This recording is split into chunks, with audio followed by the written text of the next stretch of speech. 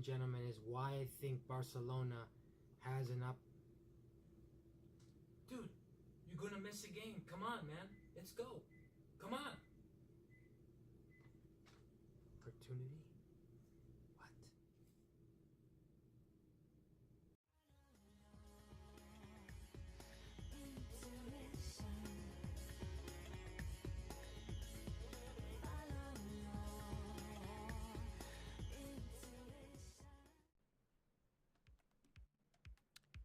Well, ladies and gentlemen, welcome to another edition of the Barca Man Show, where all your Barcelona news, World Cup news come together.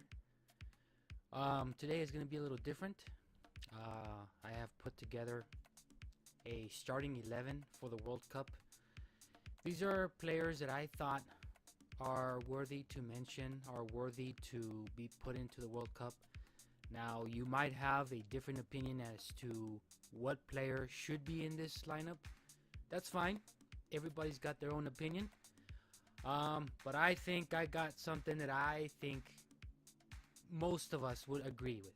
If not, maybe some of us. So, hey, I love the World Cup. There were some controversies. There were some issues. Yeah, VAR was introduced. People were debating whether, well, it's not good, it's not that great. Well, my opinion, I thought it was okay. It's a work in progress. At least we have something going. Okay, and I'll just say that, and end it with that. Now, continuing on with what I really want to talk about is my starting 11 for the World Cup. Okay, and I picked my best 11 that I thought did real well and showed us that they can really be in this World Cup. Okay, and I have 4 defenders. Well, let's start with my goalkeeper and my 4 defenders. Okay, I have Courtois as a goalkeeper here because I thought he did really well, and he proved to everyone in the soccer world and the football world that he is still one of the elite goalkeepers. This is why he's very, very heavily linked to Real Madrid, because of performances like this. Who I would have other than him, who I would pick is Lloris from France, the goalkeeper from France. He did well as well. He did very good. He was the captain in that team, in that squad, and he did very well. I think Courtois did very good. I think he did a lot of things that were just natural as a goalkeeper. Instinct came in and kicked in.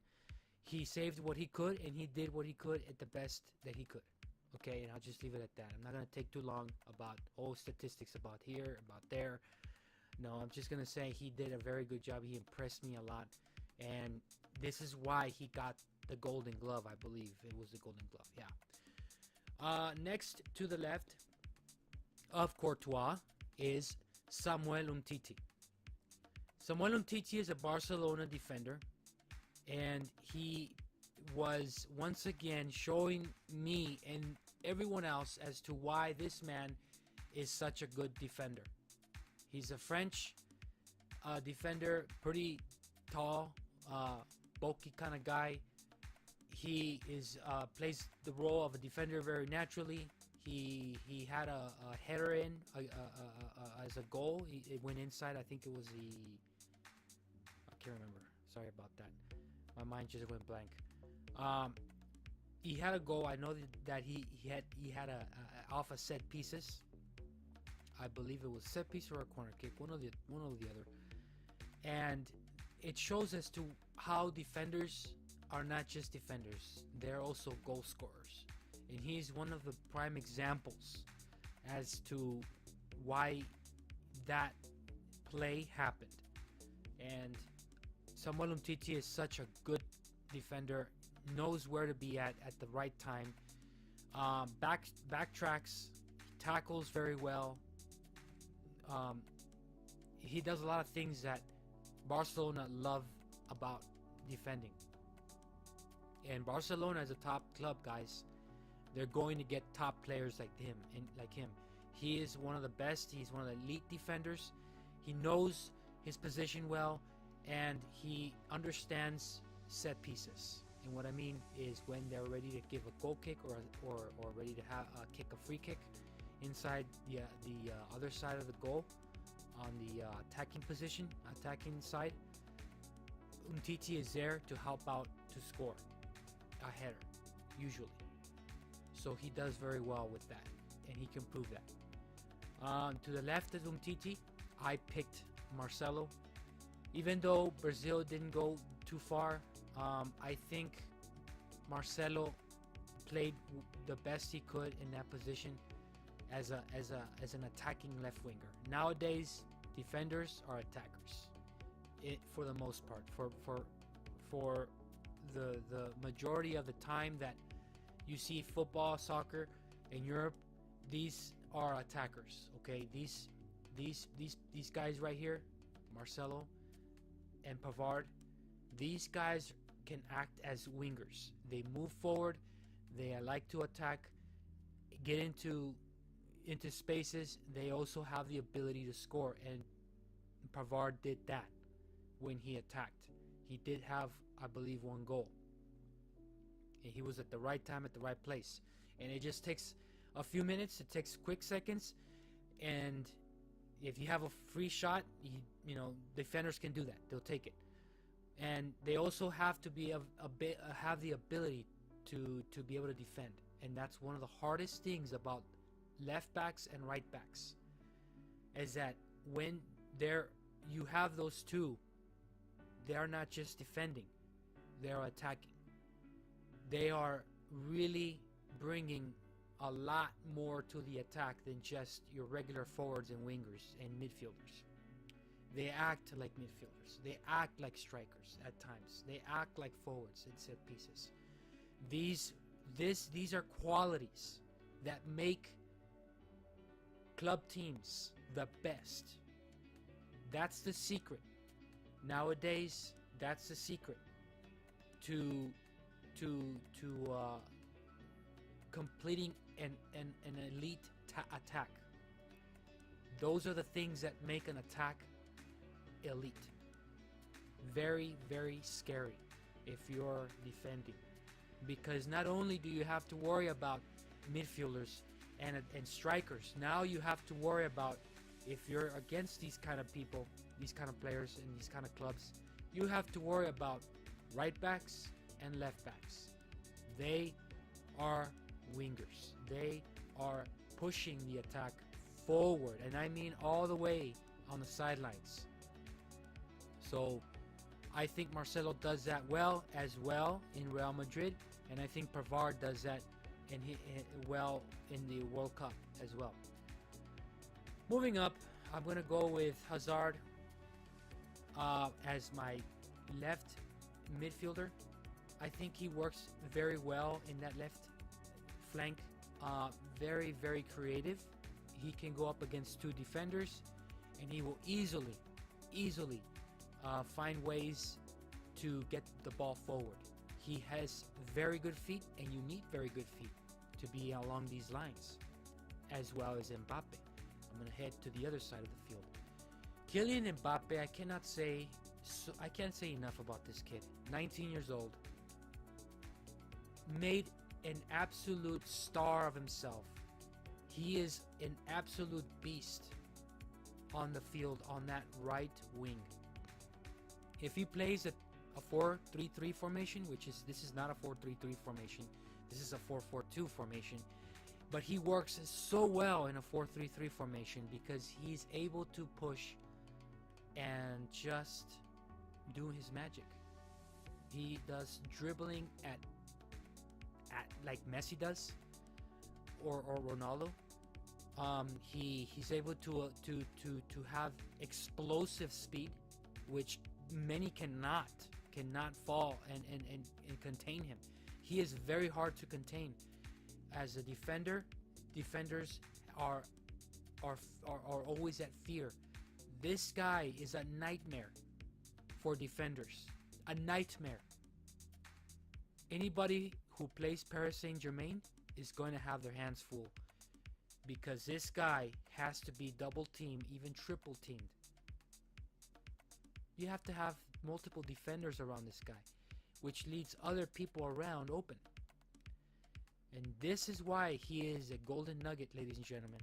This kid has a lot of future ahead of him. All I give as advice is to don't get in trouble. Continue with your career. Make yourself famous and continue being a star. Continue doing what you do. Don't try to get yourself in trouble, kid. You have a lot of life ahead of you, and you have a lot of skills that can be even better than what we're seeing today. Can this kid be better than Messi and Ronaldo? I think he can. I think the possibility can be there. Not right now. He has very good qualities. He's up there in the talks with Neymar. He's up there with talking about Ronaldo. He's up there in talks with Messi. But I think to be able to go over those guys, you have to be able to get better. Anyways, I'm not going to take too long. I said I wasn't going to take too long. Anyways, I can't say enough about this kid. I can go all night and talk about all the things he does for Paris and all the things he does for France. But he is the MVP of the World Cup. The MVP. Bottom line. Luka Modric could be my second best midfielder in this lineup. Because Luka Modric has so much skill as well. He has a lot of heart. And why Real Madrid has him? Well, this is why. Croatia is one of the best teams in the world. Too bad they didn't win. It was unfortunate, the turn of events that happened. But I think Luka Modric, ladies and gentlemen, this man loves to be around these areas right here. He likes to control and distribute the ball very well. I have him in my lineup because I think he is worthy to be amongst the best. Even though he's Real Madrid and I love Barcelona and they're two rivals, I have the uttermost respect for this man as a person and as a skill-leveled individual. Absolutely put him in the lineup. And I have him up there.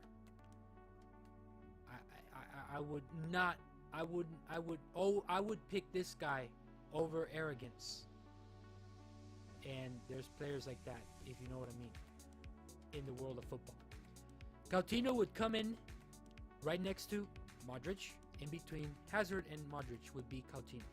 Why Coutinho? I think he showed us that Brazil was good in the World Cup to a certain degree, to a certain level, because of this individual. This individual is one of the best midfielders I have ever seen in my life.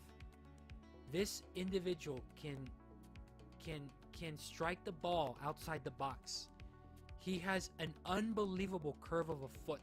I mean, the ball just curves. He can curve that ball, shoot it, and make that goalkeeper miss. That is how this man is so good, and I am so happy he is in Barcelona.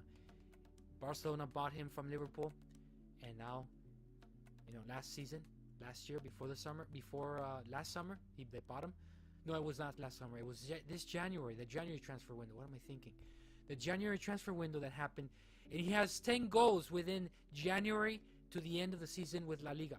10 goals with Barcelona. It is almost unheard of for a midfielder to have 10 goals within that span. And this man will help us reach 3 trophies if they can happen. And he has the ability to do that. I think he is the Iniesta replacement for Barcelona. Anyways, continuing on, I have strikers up here. The 2 strikers I have is Lukaku and Kane. I think they did very good. They did what they are asked to do. They're asked to do, to strike, to head the ball. They also work the midfield. And I am very surprised with Lukaku with the way he played in Barcelona. This guy against Brazil was a mismatch. A mismatch. This guy was right here when that goal happened against Brazil. He was, if you all remember that play where he scored that goal, it was Paulinho and Lukaku. Paulinho is a tough individual and a physical guy. He could not match up to Lukaku. It was not able to happen. Lukaku in the midfield can show us he's a beast, but only only in this certain position, in this certain play, in a certain time during this game was Lukaku a beast in the midfield. All the times he's good here, anywhere around the box. You find him, you find this 220-pound man, magic can happen. He will knock defenders away with his big shoulders. He is a physical specimen, and he has the speed. He is like a lion with going after his prey. He uses his speed and his physicality and those jaws that are very tough. He cracks bones. This guy doesn't have the jaws, but he has the feet. He has the shoulders, the physicalness, the weight to just get out of the way because there's a bulldozer coming. This guy, Manchester United, better know how to use him well because he's a great player. So I have nothing else to say about that. Harry Kane, the Golden Boot man of the World Cup. Such a great guy. I think it was 6 goals, I believe. This guy has a lot of future ahead of him. I believe he's 25, if I'm not mistaken. He's 24. He is so good with his feet as well. The striking ability of this guy is absolutely genius. He can do free kicks. He can score from outside the box, inside the box. He can hit the ball because he's a tall guy. 188 centimeters. He is a beast in the field. Ladies and gentlemen, Harry Kane is the man who scored the most goals in the World Cup, and I would pick him in my starting 11 because if you have a good midfield and that is working at 100%, that means you will have a striker that will be as 100%, 110%, you name it. He will be the man in that box. He will be the man waiting for that ball. And all you need is midfielders that can distribute ball well, like this man right here, and this man right here, and this man over here on the right, and Hazard on the left. And you will have a Harry Kane to be fearful of. And Tottenham has Harry Kane at its best when he comes back and plays for that club. And there will be offers in the transfer window for this man. But Tottenham won't want to sell him. Not if he play this good. Other guys who I nominate as strikers is Luis Suarez, Edison Cavani, Messi, Cristiano Ronaldo. Why? Because I thought they were good just as themselves. They were good enough for as maybe not Messi too much, even though I really feel sorry for him because he didn't perform to the top, to the highest as an individual. And I'll give you an example. That penalty kick, he should have scored. You can't get any better than that, guys. That's why I think Messi, I pick him because he did things that were really good. But then I don't pick him because he missed a penalty. Okay, Ronaldo was just real good. Within the group stage, all the way to the quarterfinals maybe. Well, not to the quarterfinals, but group stage wise, he was real good. Quarterfinals, not that good. Everyone else did real well. I thought this was one of the best that I can think of in the World Cup. I hope you enjoyed the World Cup. I will be bringing a video hopefully about my top 10 best goals in the World Cup. I'll put a little video together. But for now, thank you for watching. Thank you for giving me an opportunity to show you a little bit of what I know. And maybe you can subscribe to the channel, Barca Man, the Barca Man Show. And I will see you guys next time, alright? Take care.